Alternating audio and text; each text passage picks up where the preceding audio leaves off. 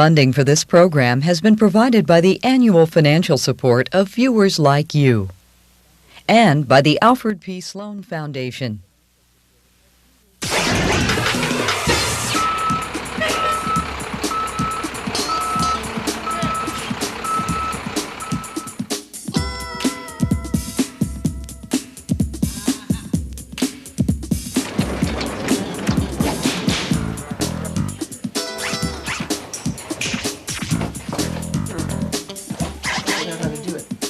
Remember Excite? By March 1997, after 3 years, they'd gone from hacking code in a garage to become an internet media company. Revenues from advertising were into the millions, and they'd outgrown office number 3. Time for another move. 3 years ago, we visited with 6 kids in a garage working on their dream. Starting with $18,000 and a bag of brown rice, they built Excite into a company with 200 workers worth $250 million. And this is just the start. It has to be, because in the world of internet business, the rule is grow or die. See, we moved from the garage to the dining room. We moved from the dining room to an office, about 5,000 square feet. We moved from that office to this office, about 12,000 square feet. And now we're moving to our final resting place. I wouldn't have even guessed that we would have moved into the Garcia office that we were at, the 2,000 square foot office with little dingy cubes. So that was a step up for us. And then to move in here and then to move into our very own building, it's just a surprise.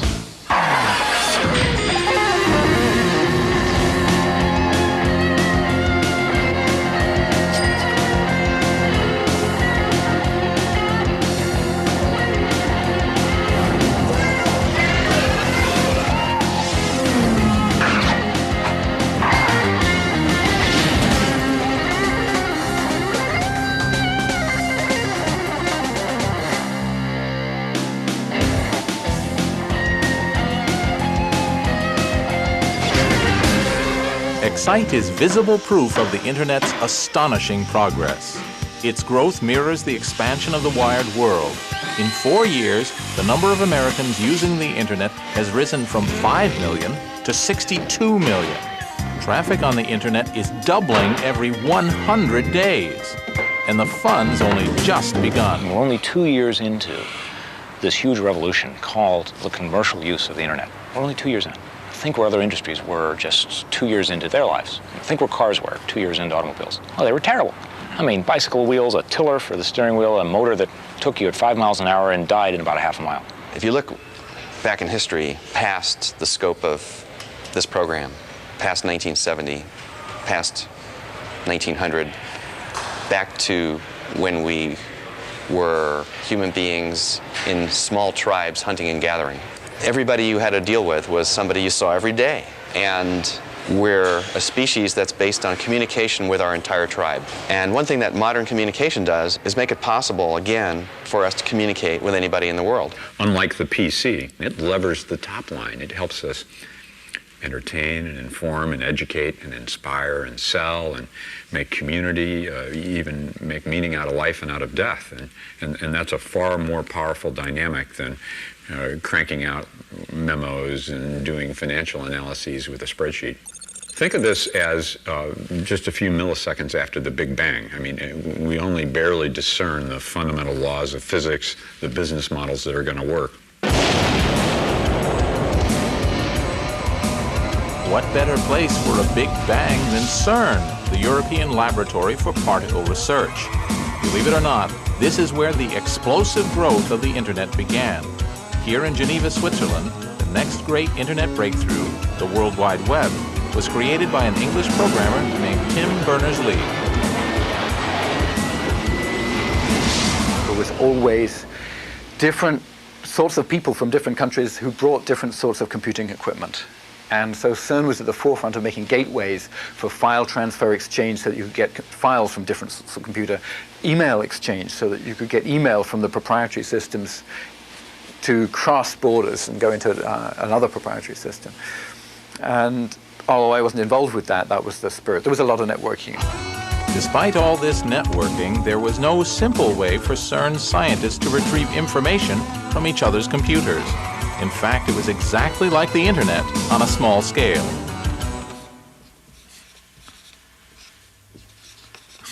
I'll be at this forever. What I'm trying to draw here is 160,000 computers in 800 different networks, all running different operating systems, different programming languages. It's a mess. And that was the situation faced by Tim Berners-Lee.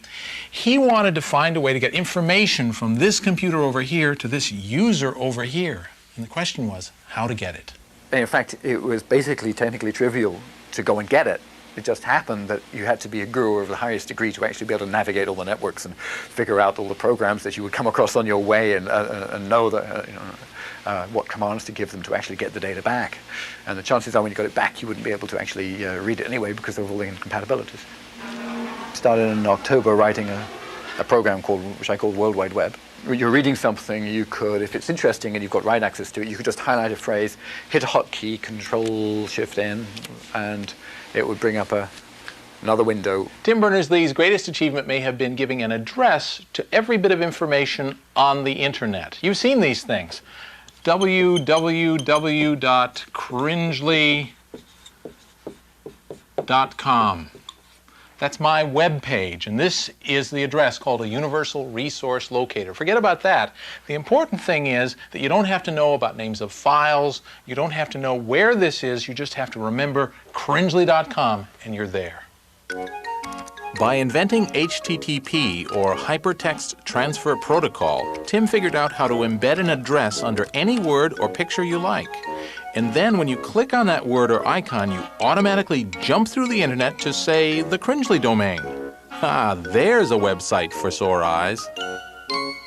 The power of a hypertext link is that it can link to absolutely anything. That's the fundamental concept. The fundamental idea was anything which was out there somewhere sitting on a computer disk where that computer was attached to a network, you ought to be able to give it an address, you ought to be able to make a link to it. The key insight that I think I credit Tim Berners-Lee with is the URL, the idea that there's a uniform resource locator that says I can point at any particular bit of information on the Internet. If I mean that you should go to this university, look in their FTP archive, look in their file archives, and download this picture of a Corvette and put it up on the screen, I now have a way of doing that. So that's why the characters HTTP/www have become as familiar as Coca-Cola. In fact, Tim's idea wasn't new. 20 years earlier, computer visionary Ted Nelson, author of the seminal hacker work Computer Lib, had proposed a global network. He called it Xanadu, a magic place of literary memory, after Coleridge's poem Kubla Khan. In Xanadu did Kubla Khan a stately pleasure dome decree, where Alph the sacred river ran through caverns measureless to man, down to a sacred sea. Xanadu was measureless too. It involves storing all the world's literature on databases and accessing it through links which Ted called hypertext, with an automatic system for paying royalties to authors whose work was used. But like Coleridge's vision, Nelson's Xanadu never saw the light of day. But Tim's invention did, and the World Wide Web turned a network for geeks into something everyone could use, though not everyone's pleased.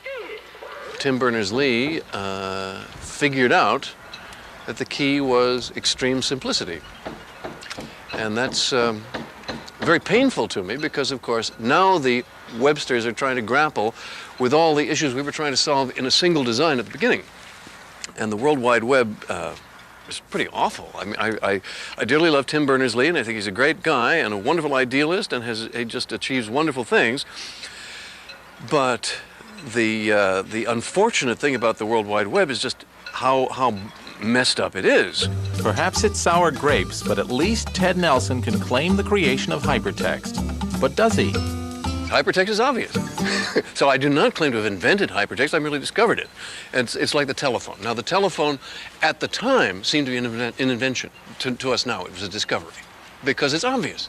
Okay, so hypertext is like that. To me it was simply the obvious next step of literature. What is hypertext? Hypertext is non-sequential. Excuse me too, Ted. I must get back to the World Wide Web. Tim's solution for the world's particle physicists turned out to be a solution for everyone, helping to network incompatible computers. CERN wasn't in the internet business, but in 1991, they published the code, and within 4 years, the World Wide Web was sending more packets than any other internet service. They took the bits and pieces that existed and figured out a way to put them together and make it work. It was a tour de force. The people who did the World Wide Web were really willing to take existing pieces of things in god-awful condition in some cases and figure out a way to make it work. And the World Wide Web people deserve a lot of credit for what they did. I mean, what they did was very difficult. The web is a success precisely because it is not a monolithic new software product. You don't get Web 9.0 in the mail on CD-ROM. The web is a collection of a whole bunch of small technologies that fit together because a couple dozen people all thought about how they'd work together cool. And they're all being evolved constantly in real time by thousands of people around the world, and there isn't any central release. You can't go anywhere to go buy a copy of the web. The fact that the World Wide Web did work, I find is not just exciting for itself, but exciting for the whole idea that you can have an idea, some idea and it can take off and it can happen. It means that sort of dreamers all over the world should take heart and not stop. The web was a huge step toward wiring the world, but more changes were to come. One of these happened far from CERN and far from Silicon Valley, too. It happened here. U.S. government money made possible the ARPANET and the Internet. But there was a catch. There was no commerce allowed on the net. When this restriction was finally lifted, it wasn't Bill Gates or any of the other digital titans who turned the internet into a commercial marketplace. No, it was the folks on the Hill, the custodians of capitalism. It was Uncle Sam. Roll the drums and sound the trumpets for the congressman from Virginia's fightin' 9th District, the Honorable Rick Boucher, who in 1992 amended a law. Here are the historic words which made all the difference. This future ubiquitous network for voice, video, and data communications of all kinds will connect homes, schools, and workplaces. It will constitute an essential ingredient for our future economic competitiveness and will open new worlds of information and services for all of the nation's citizens. This is Congress speak for you may now buy and sell things on the net. What made it easy to do so was one more software breakthrough. Time for another word from the Cringely Glossary of Geek. This word is browser. It doesn't sound like much, kind of a laid-back word, but there's nothing relaxed about the browser because it changed the face of the internet. Here's how the internet looked in the 1980s. Lists of text. This is Stanford University, but you'd hardly know it from looking. It's not very user-friendly. It's actually hard to find what you want, and frankly, it was mainly a tool for nerds. And then came this, an attractive, easy-to-use shop window, a gateway to the riches of the internet. This is a browser. And just as the Mac made a PC into a computer my mother could love, the browser opened up the internet to everyone. It was not at Stanford, but on a Midwestern campus that the second great innovation of 90s internet technology took place. Here, a bright kid named Mark Andreessen was earning minimum wage at nights, writing code in a supercomputer center at the University of Illinois. His prototype browser was a piece of software called Mosaic. We ended up sort of in the middle of the night starting this project that we called Mosaic. What we were trying to do was just put sort of a human face on the internet. The internet at that point was a tool for researchers and scientists. For years, Bill Joy had been telling me that someday we'd back a 21-year-old kid who would write software that would change the world. And lo and behold, sitting in my office is this 23-year-old, not a kid. I mean, he's a very mature, hulking, young executive. And Mark said this software is going to change everything. For me, this whole thing started exploding with the invention of the browser, Mosaic, because suddenly the internet was accessible to the average person through this rich graphical interface. You didn't have to know these arcane protocols. You didn't have to be a nerd anymore to access the internet. Mosaic put a face to the web. And Mosaic plus the web then finally gave us a way to express to the non-technical person what all of us in computing knew was the tremendous value of having networks interconnected. And now everyone's a webhead and everyone's excited about the web. Those ideas have been present for 20 years, but it took a killer application, clearly Mosaic. Mark's Mosaic browser spread across the internet like wildfire. It brought him to the attention of an ex-Stanford professor who had already made millions from one startup and felt like doing another, Jim Clark. I said, look, if you can recruit all of the guys, every single guy who helps you write that program, then I'll put my own money in it, and we'll just start a company and figure out some way to make a business out of it. And that's exactly what we did. I put $3 million in. We flew out to University of Illinois 4 days later, signed them all up. After a brief tussle with Illinois over the Mosaic name, Jim and Mark's new company became Netscape. Their product was a Mosaic killer, Navigator.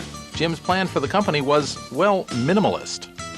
But my attitude was, if 25 million people are on the net today, 1 million of them are using Mosaic. This was, bear in mind, April '94. And we can displace Mosaic. There's 24 more million people who would like a product like this, presumably. And the market, the size of the net was doubling roughly every year and a half. So I meant by the time we had our products in the marketplace, it would be 50 million people. So you've got to be able to make money with 50 million people using your product. And that was the sum total of the business plan at that time.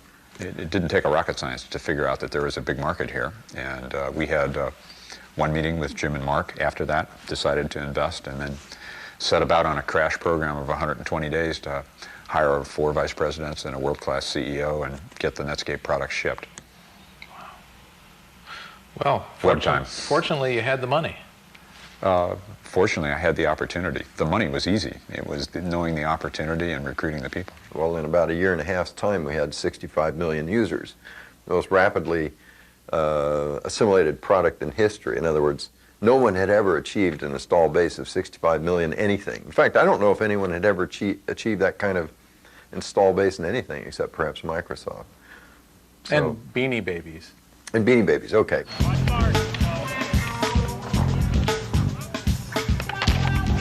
In 1994 and 95, Netscape was known as the fastest growing company in the industry, with all the requisite Valley attributes: shiny, low-rise buildings, Generation X workforce, and a parking lot reserved just for roller hockey. Today, they're famous for the fact that they're going head-to-head with Microsoft. The folks at Illinois did some clever work early on.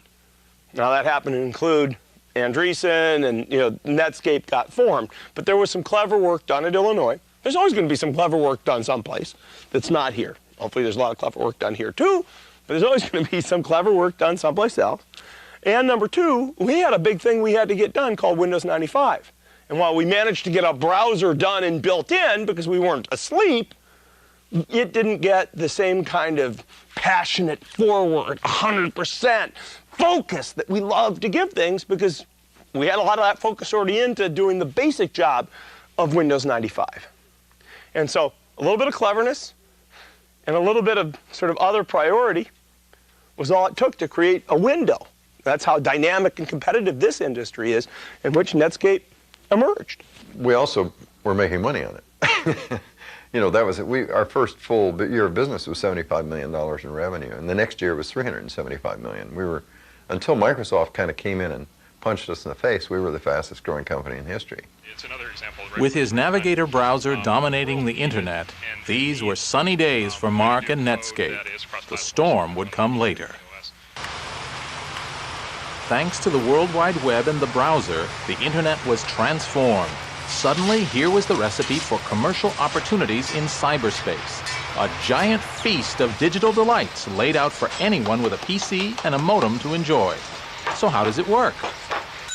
The internet is like a giant restaurant. You look in a menu for something that appeals, order it, the order goes off somewhere and is served up by a waiter or waitress. Well, the internet's the same way. The individual PC that's ordering the information is called a client. And the big computer at the end of the line that provides what the client needs is called the server. These days it often takes so long, perhaps it should be called a waiter. The business of building these servers is another of the opportunities created by the internet. And serving up information turns out to be very profitable. It's selling like hotcakes. The biggest of these information providers is America Online, a company now worth $16 billion. Even in the real world of trains, planes, and automobiles, many of us still need a tour operator to package our travel. Founder Steve Case saw a similar opportunity in the virtual world, offering beginners the internet experience in an all-in-one package. Now, this may be a virtual world, but it still needs real hardware. In all this talk of wiring the world, it's easy to forget that someone actually has to do the job of wiring it. And that's happening here at America Online's new data center in Virginia, where computers and routers and modems are going in that are going to give 10 million people access to the internet and beyond. Excuse me. Welcome. You've got mail.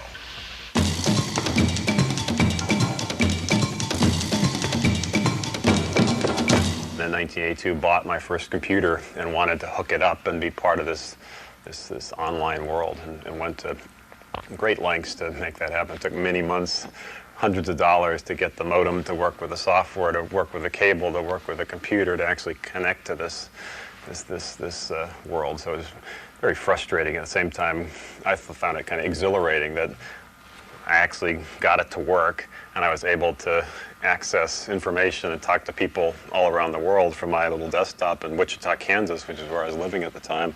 So I thought the whole thing was really quite magical. And the companies that are leaders in making that happen and popularizing that concept for a mainstream audience, I think are going to be very, very successful. And we'd like AOL to be, in this new interactive world, what AT&T was in the telephone business 100 years ago, or Microsoft has been more recently in the software business. There's a big opportunity here. Oddly enough, Microsoft wanted to be the Microsoft of the online market too. But for a change, Microsoft didn't succeed. The Microsoft Network was our decision to get into the online service business. We thought that for people at home in particular, this would be explosive. And we very much believe that to this day.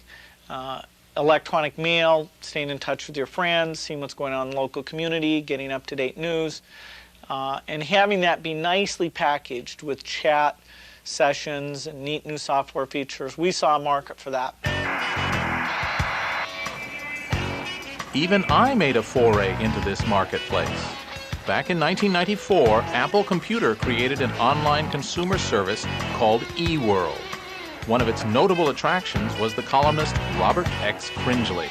At the time, I made this bold statement. So my job on eWorld is to create controversy and therefore get a lot of people talking over the electronic back fence. Impressive. eWorld went belly up, though Apple fights on. And me? Why do you think I'm schmoozing with the guy who runs America Online? He has 10 million subscribers already, but 80% of Americans aren't wired. That's what I'd call an opportunity. There are more users, more websites, and more data sources joining the internet every day. Plenty brings its problems. The more places you have to look for information, the harder it is to find what you want. We need help, so people have invented tools for the job. Search engine, another word invented for the internet. The World Wide Web is an enormous collection of database libraries that hold information rather than books. The problem is, how do you find what you want to know in that mass of information? Well, librarians cracked that problem years ago. They invented the catalog. Rather than look individually through all those books, I can find what I want by searching this card catalog. On the internet, the same thing is accomplished by a search engine. It continually catalogs and indexes every word in all those databases. So if you want to know about, say, the career of Arnold Schwarzenegger, go to the search engine, it searches its index, and presto, there's everything you ever wanted to know about Arnie. And a lot you didn't.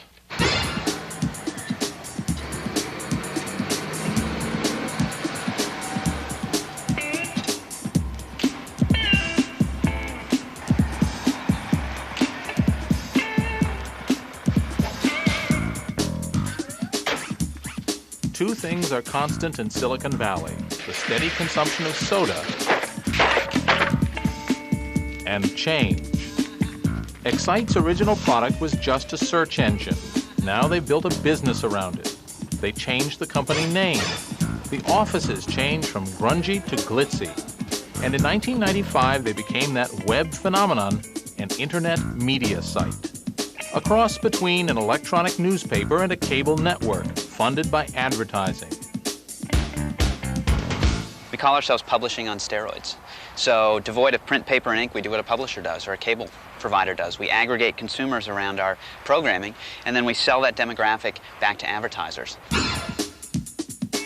The different ways to make money in the internet are just beginning to emerge. For Excite, the model is a media channel with content to attract me and advertising to catch my eye while I'm there. But there are other ways. Pay-per-view, mail-order shopping of every kind, games, auctions, and services with no earthly parallel. They're all putting their faith in a new medium to deliver the big payoff. Every time a new visual medium is invented, one application drives the market. This was true for still photography, true for motion pictures, it was especially true for VCRs, and it's true for the World Wide Web. I'm talking about sex. Sex sells, but there is a market for it, and it's true capitalism. If there's a market for it, it will be filled, and it's legal, and there's nothing wrong with it. In the beginning of this industry, like other industries, people are willing to pay for adult content.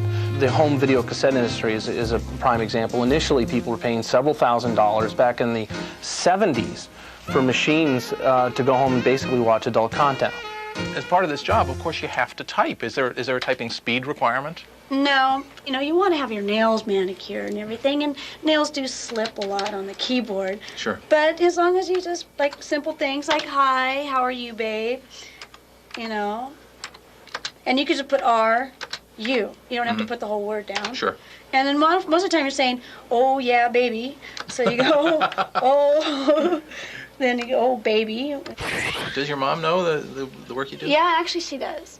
Yeah, she's okay with it. It's a 60s thing. She's all in that 60s lifestyle. Oh, you've had a hippie mom. Yeah. So it's great now. Cool. Grandma, on the other hand, would not understand. But then anything with computers, oh, honey, you're moving up in the world. And computers, that computer thing, that's going far. That's futures in computers. So as long as they tell them about computers, it's fine. It didn't take long for the advertising industry to notice the growing number of eyeballs staring at websites, or for website operators to start selling those eyeballs to the advertisers. In 1999, online advertising revenue will reach $2 billion, and it's been doubling each year. How about advertising? Well, people say, what a puny number. The software industry only had $300 million in advertising for that internet companies that were supported by advertising. Well, I say, yo, a year before that we had 0. Now we had 300. This March we had 57 million. Who thought we would own advertising? Advertising is the most frequent form of money-making for us, and we have enough people coming to our various online sites that advertisers are interested. And so that's been, for the last 2 years, the majority of our revenue. But then merchandise as well. We have books, we have primers, email services. We do free massages as well. Meet two wise fools, Tom and Dave Gardner. They are dedicated to debunking the gurus of Wall Street and sharing financial advice with other net users. The Motley Fool's an archetypal web service, irreverent, inclusive, and informed, and growing like crazy. In the internet, things change every 3 months. You just can't possibly prepare. If a typical company grows about 10% a year, we're growing about 15% a month. That means each month feels like a year. And if you saw Dave, he was about 1.5 feet taller about a year ago. I was a fetching fella back then. The Motley Fool today is a media company whose mission is to teach people how to invest their own money. We have 600,000 households coming to the Motley Fool every month. Building communities where people can aggregate ideas. Let's say we put 100,000 people together in a block that are going to buy insurance or they're going to buy mutual funds. If we can package them together, have everyone work together, we're going to be able to cut prices significantly. And that's the beauty of going online, of being online. You have a voice. Everyone has their little publishing house right there in their home. Everybody has ideas to share. What makes a good fool? A fool is someone who thinks for herself, somebody who is willing to roll up his sleeves and make his own decisions. One size fits all, actually. Yeah. Oh, There, my reputation precedes me. Nothing foolish about saving money on groceries. A website called Planet U sends your grocery coupons direct to the checkout, replacing bulk mail and saving trees all at once. The idea came from hyper-nerd Christine Comerford. The key concept is eating. If you don't eat, you're dead, okay? So how about taking the most basic thing that we all have to do, right, and bringing those packaged goods, the people who promote this salsa, whatever, wheat thins, okay, bringing those people to advertise on the net, because you've got to buy paper towels anyway. So the thing is, 325 billion coupons are distributed in the USA annually. 2% are redeemed. Only 2%? 2%, yes. 98%, all right, end up in the rubbish or in the recycling. It is totally ineffective. So once you grab your Planet U promotions, either from a partner website or from the Planet U website, you can then say, I want my promotions mailed to me, or I want my promotions delivered to the store that I shop at. Aha. So you can deliver them to the point of sale system. You walk in, you identify yourself by swiping whatever card you set up as your ID, all right? And then, ka-ching, the register receipt has a deduction.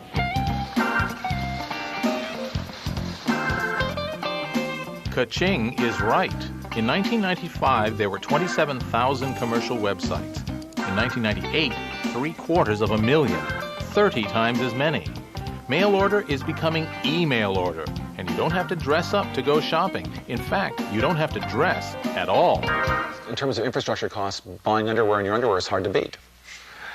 And if you buy the same underwear, you know exactly what the product is. You don't have to look at it. You buy Munsingwear 34s or whatever, kangaroo pouch, 12 pair. Please mail it to my house. There's this very American temptation to use the internet to sell things. But what to sell? Well, everyone on the net can already read and write. So the first big commercial success is using digital technology to push that most analog of products, the printed word.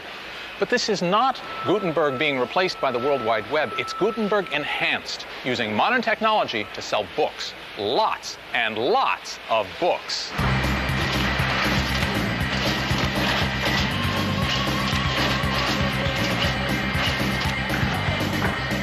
In the spring of 1994, I came across the statistic that web usage was growing at 2,300% a year. And outside of a Petri dish, I hadn't seen anything grow that fast. I made a list of 20 different products that you might be able to sell online and picked books as the first best product, primarily because there are so many books. There's no way to have a 2.5 million title physical bookstore. The largest physical bookstores in the world only have about 175,000 titles. And there's no way to have a print catalog. If you were to print the Amazon.com catalog, it would be the size of more than 40 New York City phone books. The basic technology is fairly simple. The problem was ubiquity of that technology. And this looked like, because of that growth rate, the first time ever that the basic technology needed to do electronic commerce in an acceptable way would be ubiquitous. So it actually turns out that the ubiquity of the internet is more important than the technology of the internet.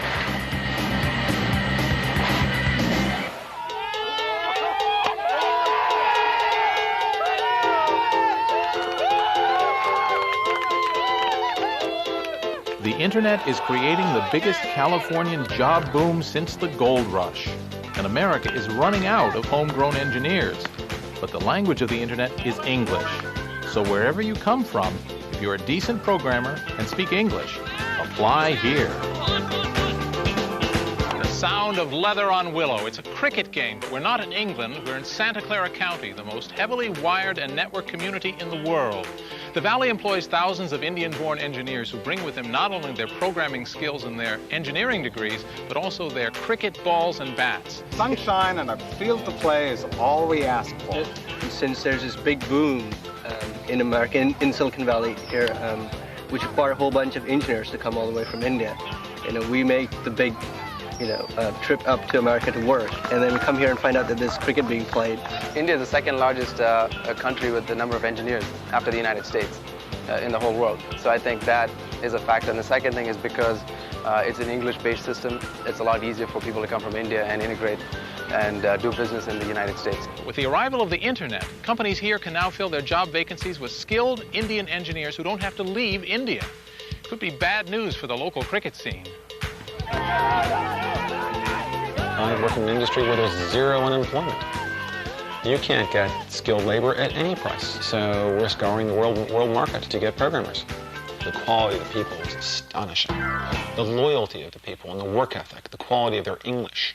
I mean, everything just blew us away.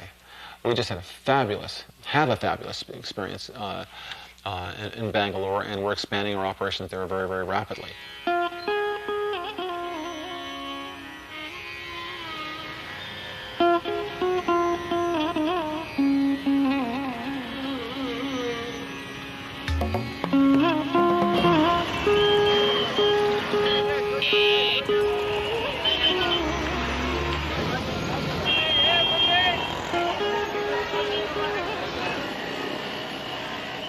For all the outward differences, India's Silicon Valley has a lot in common with my Silicon Valley, starting with traffic jams and construction everywhere.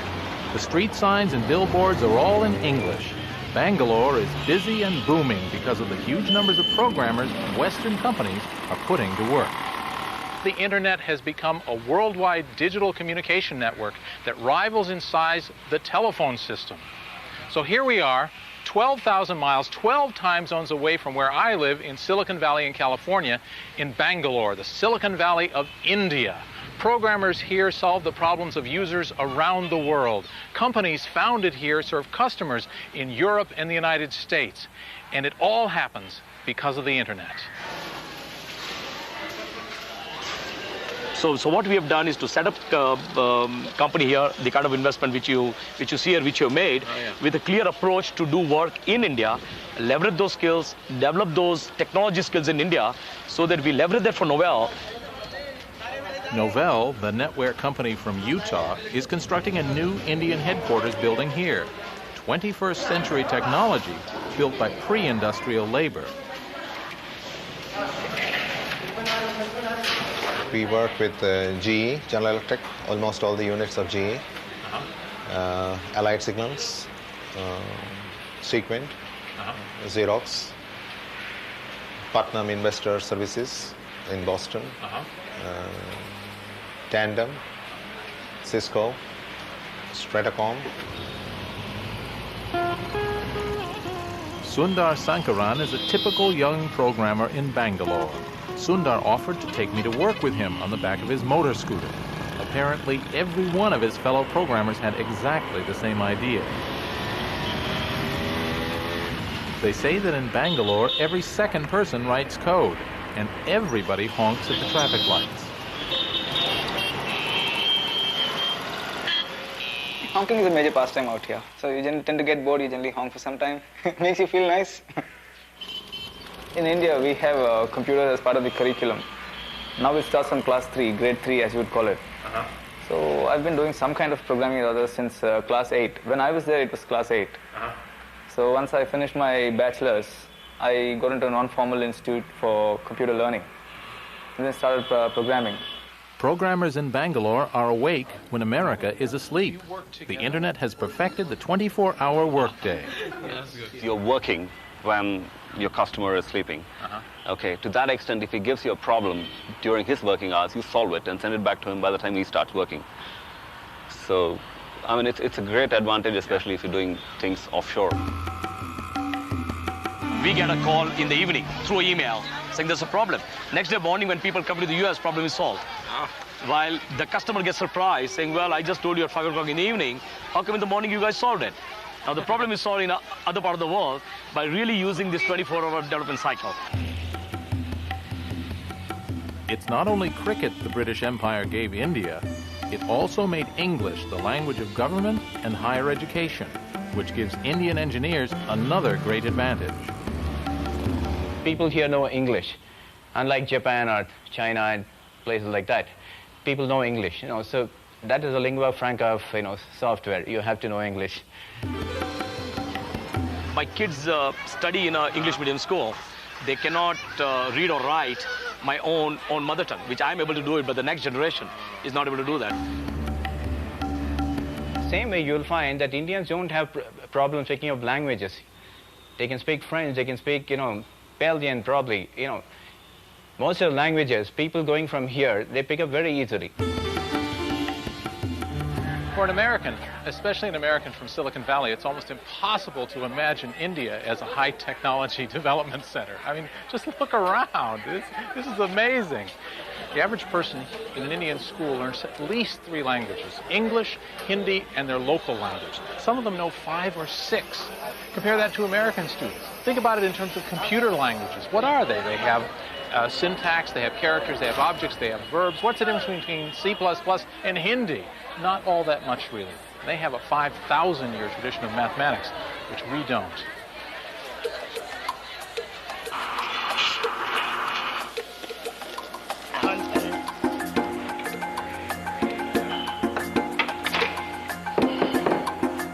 After the World Wide Web and the browser, there's a third breakout invention that's driving the expansion of the web lifestyle. It's called Java, a network programming language named after the Valley's favorite fuel. Like the others, it's helped make the internet easier to use for anyone, anywhere, and with any kind of computer. Because the internet grew in such a haphazard way, the computers on it use many different programming languages. This wasn't a problem when the networks were separate, but when the World Wide Web made it possible for them to communicate, there had to be a way to make it easy. A guy named James Gosling came up with the answer. He invented a language that would run the same on any computer, one size fitted all, which was good for business.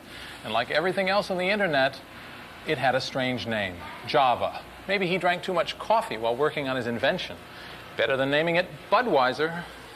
One of the most brilliant programmers on the planet, Bill Joy calls him the greatest programmer in the world, came into my office one day because I'd heard he was upset. And I said, James Gosling, what's the matter? Why aren't you happy? This was like in the early 90s. And he says, I'm tired of dealing with all this old legacy computer environment. It's just, for a great programmer, it's kind of like trying to fly by flapping your wings. And he said, I want to go out and create a new environment. It was conceived way back in 1990-91 timeframe by a few engineers at Sun Microsystems who wanted to create a better world in terms of software delivery, software deployment.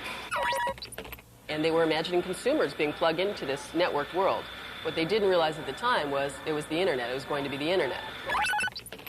What's Java? I mean, Java is a building material. I mean, it's like concrete. It's something that you can use to build software out of. But it's a material that's got some pretty different properties. The one that has sort of gotten the most airtime and most people hear about is write once, run anywhere, or being architecture neutral, where you can sort of write a program once and it will actually run on different machines. And it can rove across the network.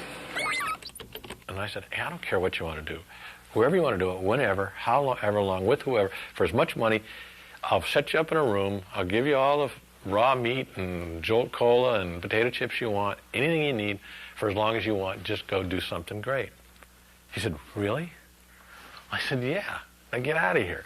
So he went off, we set him up in downtown Palo Alto, and they started hiring a bunch of really great people, and they, it was kind of like Groundhog Day. They'd come out every now and then, they'd look around, and I'd look and see what they had, and I go, I don't get it. And they go, okay, so they'd go back in. Certainly early on, I don't think Scott had a good idea what it was about or what it was for. It was sort of this group of, rabble-rousers off in the corner doing something really odd that he didn't know how it related to their main business. And the truth is that in the early times, it didn't relate to the main business. Everyone knows that if you go to the computer store, you have to buy software that runs on Windows or a different piece of software that runs on the Mac. With Java, you can take a single program and it will run on both, and it will run on both well. That opportunity was created because of the internet. Because the internet is a mixed network, and it doesn't make sense to have 20 versions of your software on a single server. So the promise of the internet coincided just at the right time with the great inventions by people like James Gosling in the language. It's taken the world by storm. It's very clearly now going to be in some 300 million computers just 3 years from now. I think there's 200 books on the market right now on Java, 4 million programmers programming in it, and it's only 700 days old. So that's phenomenal. I've done many things that have gotten very popular, but amongst a very sort of nerdy community. Because the kind of stuff I do is stuff that I have no idea how to explain it to my mom. Or even explain, even at a high level why it's interesting to my mom. And so it tends to stay in a fairly closed community. And to have something that has touched people's everyday lives surprised me.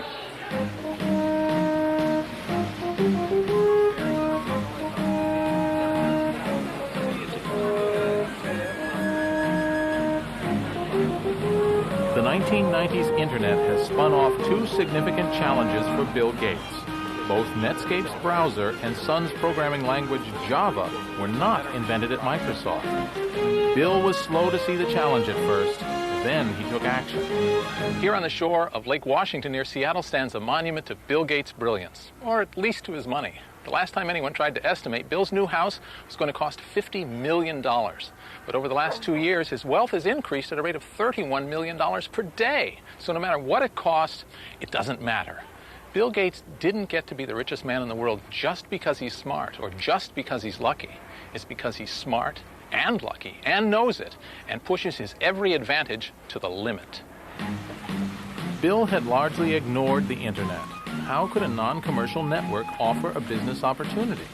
But by 1994, there was growing buzz about the web and Netscape, especially among new Microsoft recruits fresh from college.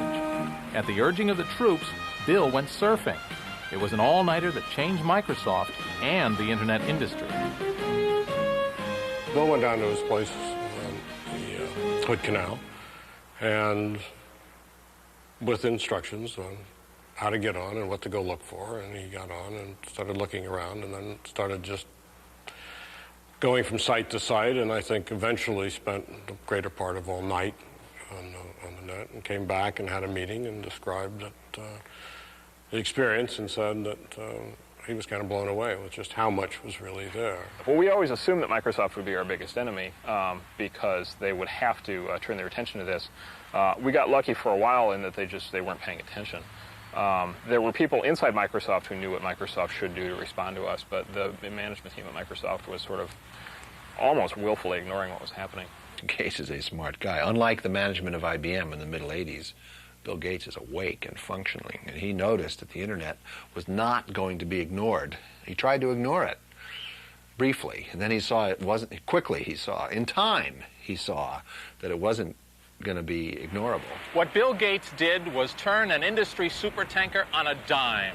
At first, he didn't really get the Internet, but once he did, he wrote a memo called The Coming Internet Tidal Wave and quickly refocused the entire company on responding to the new environment. It's like Henry Ford going into aircraft production or Boeing into pizza delivery, but it worked. Microsoft was ever building, just in a new direction. Bill likes to have a general feeling of paranoia throughout the entire company as to who's going to come along with something that's going to destroy one or all of our businesses. And so people are very receptive to an understanding of a sudden direction change. When Bill finally says that, boy, we better do something about this, instantly people get it. I wrote a memo at one point called The Internet Tidal Wave that very explicitly said, I've told you many times in the past, I think the Internet is a priority. I'm now telling you it is the priority. And the timing was very good there because we were getting along in terms of Windows 95. We thought we had that all well understood, and we could really get a lot of energy focused on the Internet. Microsoft announced to the world their change of direction on a date with historic significance for Americans, Pearl Harbor Day. It was actually Admiral Yamamoto who observed that he feared they had but awakened a sleeping giant. We did a big event on December 7th, must have been 1995, where we, for the first time, showed the world how this had all built up. And they saw, hey, this is pretty dramatic. This company is going to deliver great Internet software. So that saying it was an epiphany is a little too much, but saying that it became the centerpiece of our strategy, that's absolutely right. You will hear from us that we're not forming an internet division. To us, that's it's like having an electricity division or a software division. The internet is pervasive in everything that we're doing. The big break happened at the famous Pearl Harbor Day talk, but Microsoft was doing a bunch of stuff leading up to that. And in fact, they have this thing they do now, which is every 3 months they come out and say, and re-announce how hardcore they are about the internet. And so they've like done that like 5 or 6 times now. When the slumbering giant awoke, this was the result. Microsoft's own browser, the Internet Explorer, a product designed specifically to compete with Netscape Navigator. Funny, don't they look alike? But in 1996, there was a big difference between them. Netscape Navigator cost business users $49. Internet Explorer was free.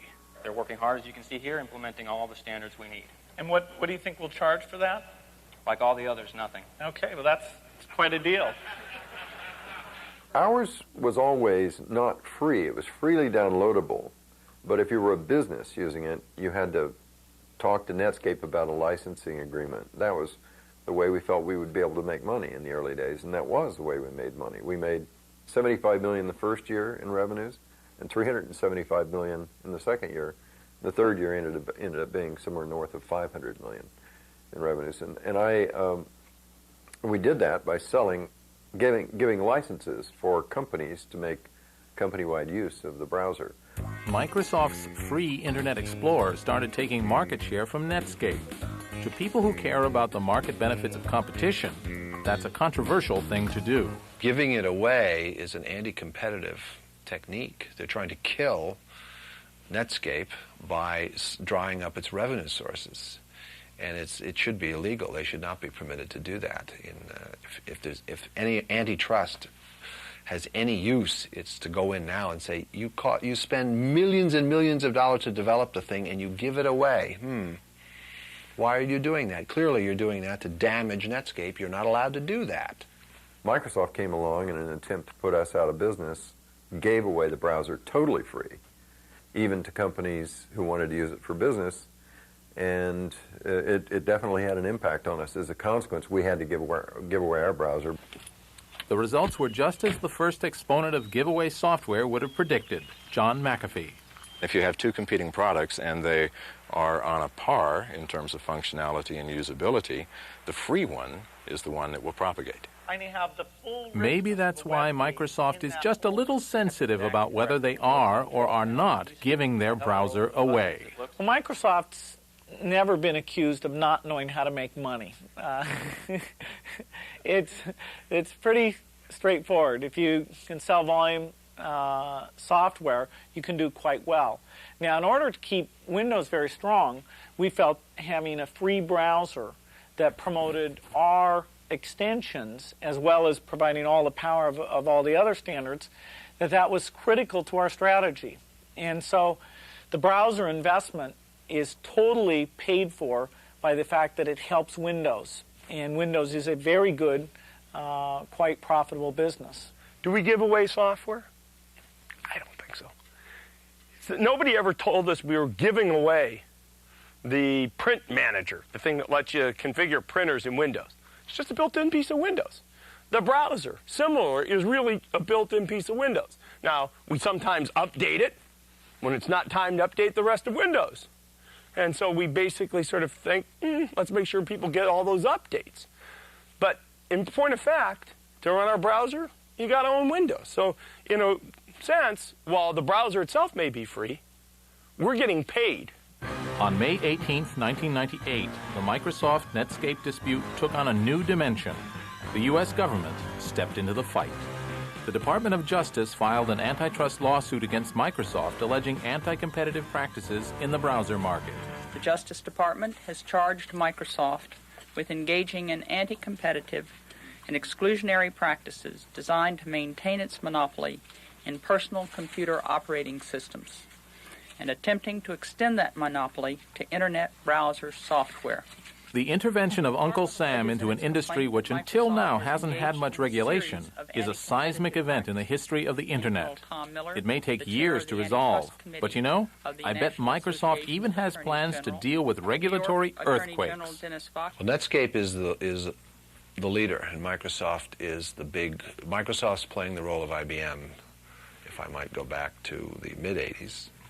So Microsoft is the big bumbling company who got taken by surprise with the Internet, and Netscape is the Microsoft has switched roles. So Microsoft is now the dominant monopoly, which relies on, much too often, I think, on its size rather than its excellence to succeed. Well, Netscape's done a very good job, and you always expect new people to come along. I didn't know, what their name would be or who they would be, but they'll always be, every year, companies that latch on to what the latest thing is and get a lot of visibility and deliver products that relate to that. They're ruthless and vicious, and if they decide they want the business you're in, ask anybody who's gone up against them directly.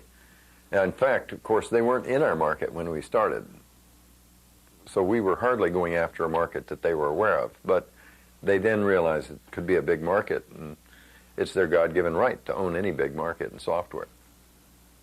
When you're up against Bill Gates and his money, and he is following this strategy, the best bet is to get into another business.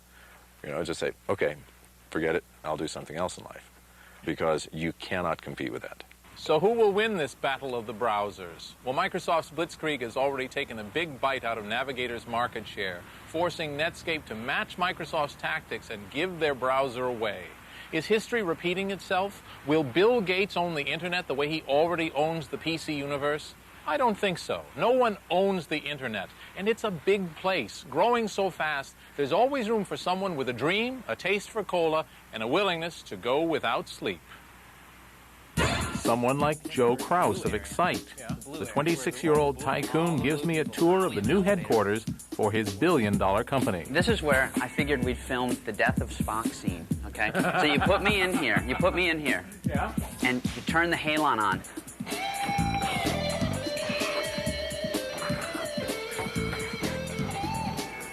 The last mind meld.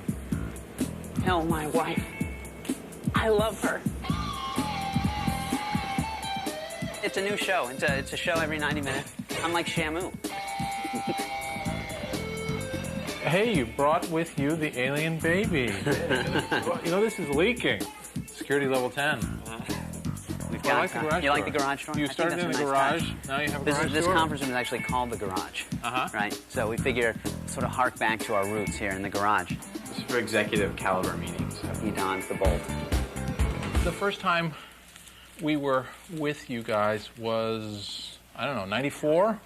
Right? 3 years ago. 94 in another garage. Mm-hmm.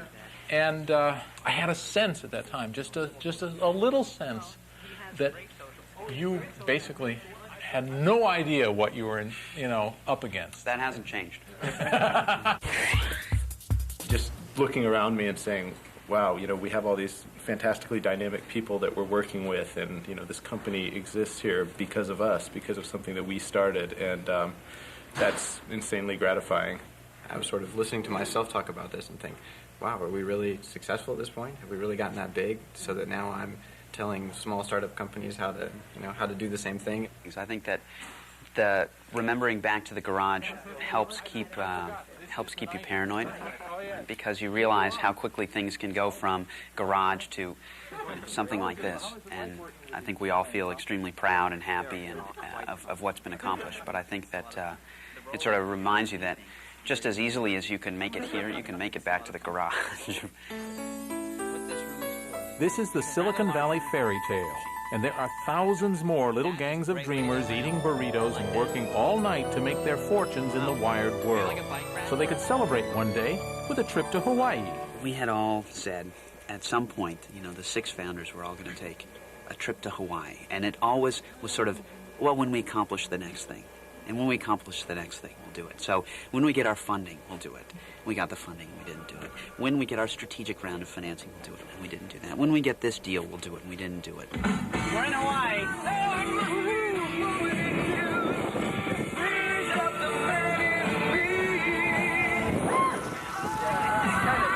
Feels So the Excite guys got to Hawaii at last. Aloha, Graham. 4 years ago, he had a 1/6 share in a bag of rice. Today, he's worth $100 million. Dreams large and small can come true in the age of the Internet, as any computer billionaire will tell you. I went on a camping trip 2 weeks ago with my family. How did I find the campground? That homepage. I got up there and it showed the nice little bunnies and the cabins and the tent sites. Boom! I reserved right there on the spot. Let's go camping. The Internet has come a long way from the halls of the Pentagon, time-sharing, and the first faltering attempts at packet switching. To my way of thinking, the ARPANET is the best investment this country has ever made, other than probably the Louisiana Purchase. No one owns the Internet. No one controls the Internet. The Internet is the common heritage of all humankind. The killer app for the Internet is telepresence. It's using the net to be places that you don't have to go to.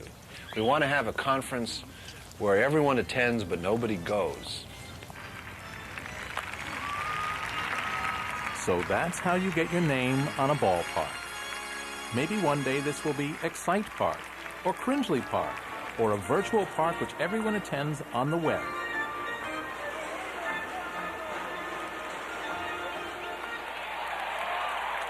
But for peanuts and Cracker Jack and that authentic sunburn up in the bleachers, I guess you just have to be there.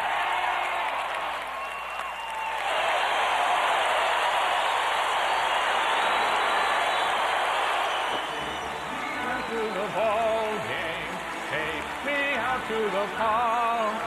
Buy me some peanuts and Cracker Jack. I don't care if I never come back, 'cause it's root for the home team. If they don't win, it's a shame, 'cause it's 1, 2, 3 strikes, you're out at the old ball game. Woo!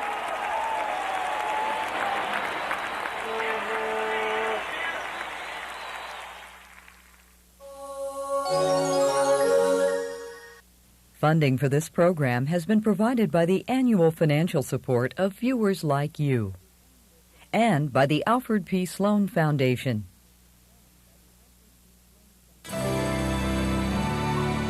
This is PBS.